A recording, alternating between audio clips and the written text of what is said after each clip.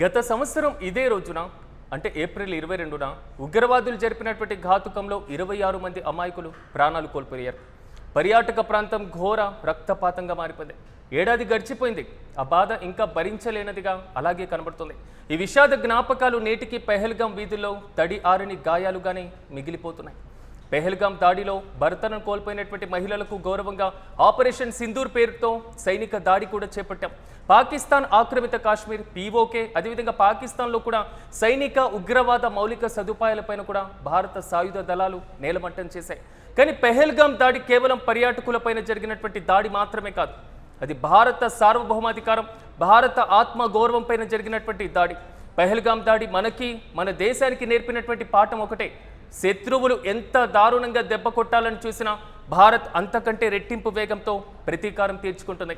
ఈరోజు ఆ 26 మందికి నివాళులర్పిస్తూ కశ్మీర్ లోయలో మళ్ళీ శాంతి కపోతాలు ఎగరాలని మనము ఆకాంక్షిద్దాం.